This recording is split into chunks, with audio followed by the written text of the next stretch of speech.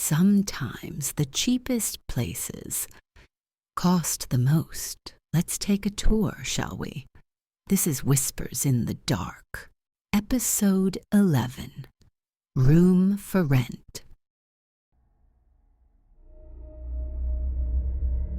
Kai found the room on an old classified site, $150 per month, furnished, no questions asked, cash only. The building was remote, isolated, with peeling paint and broken windows on the upper floors. The key was waiting under the mat, just as promised. Apartment 4B. The previous tenant had left everything behind, clothes still in the dresser, dishes in the sink, and a journal lying open on the nightstand. Taped to the closet door was a handwritten note. Never open the closet after midnight. Marcus. Kai read the warning with mild amusement. Previous tenant was probably just paranoid. Still, something about the closet made him curious, but he didn't act on it. Not yet. That first night as he lay in bed, he heard it, subtle breathing from the direction of the closet, slow, rhythmic, like someone sleeping. And there was an aura, a presence, that seemed to pulse gently in the darkness. He told himself it was just the building settling, pipes in the walls. The second night, the same thing. The breathing, barely audible, the aura, like a warm pressure against his skin. Kai found himself staring at the closet door in the darkness, drawn to it but resisting the pull. On the third night, curiosity finally won. Kai slipped out of bed and approached the closet. With each step, the breathing grew louder, more rapid, as if whatever was inside knew he was coming. The aura intensified, pulling at him like an invisible tide. He reached for the closet door handle. The breathing became almost frantic with anticipation. The door opened. Silence. Everything stopped. No more breathing. The aura vanished completely. Just clothes hanging in ordinary darkness. Kai felt foolish. His imagination, nothing more. He closed the door and turned back towards the bed. Then he heard it. A single knock from inside the closet. Kai froze. His blood turned to ice. He slowly turned back toward the closet, heart hammering in his chest. Another knock. Trembling, he opened the door again. Nothing there, just clothes and empty hangers. He closed it quickly. 2 this time. Kai backed away from the closet, terror creeping up his spine. He waited, holding his breath. Silence. Too frightened to sleep, Kai tossed and turned until dawn finally broke through the grimy windows. When Kai woke, he stared at the closet, expecting more knocking, sensing for that strange aura. But there was nothing. Maybe it had all been a dream. He went looking for the landlord and found him in the building's basement, a middle-aged Asian man who barely made eye contact. The landlord was skittish, constantly glancing over his shoulder as if something might be lurking in the shadows. About the closet in my room, Kai began. The landlord flinched visibly at the mention of it, his hands trembling slightly. Ah, yes, rats in the walls. Very bad problem. I have hired exterminator. His English was broken, nervous. Building's remote, so maybe 1 month before he comes. You must bear with it. He gave Kai a weak smile, but his eyes were filled with guilt and terror.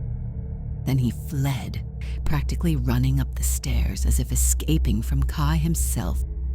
Back in his room, Kai picked up the journal.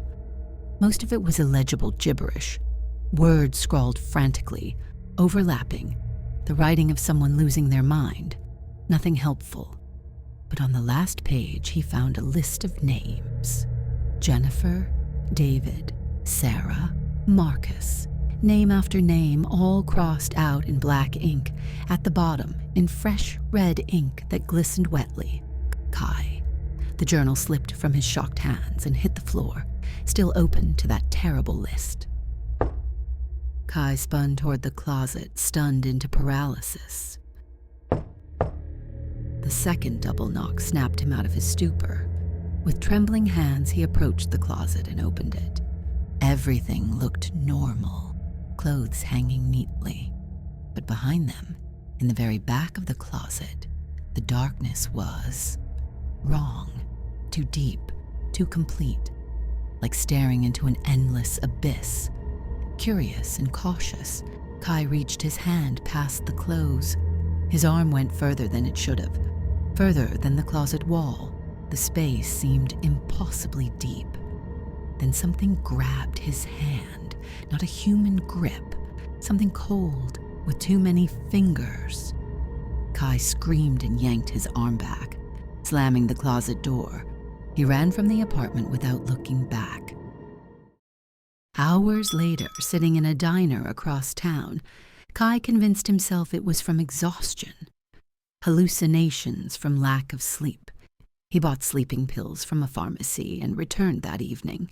He got ready for bed and took 2 sleeping pills, hoping for a dreamless sleep. Then, midnight came around.